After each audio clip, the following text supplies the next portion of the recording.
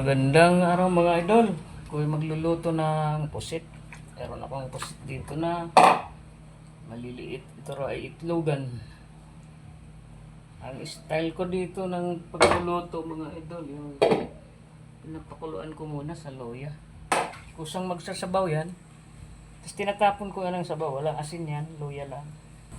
Mantika, bawang at sibuyas. Sabay-sabay ko na itong mga loads. Ako dyan ng pamintang wasak, tuyo. Kaya na natin yung kanina na pina-blanch natin. Ayan, tanggalin na natin yung loya.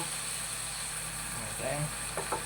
Then yung ating sili. Ngayon titikman muna natin mga loads bago tayo mag-add ng extra sauce, kunti lang dahil baka umalat. Maglalagay ako nito. Or baka bitin naman.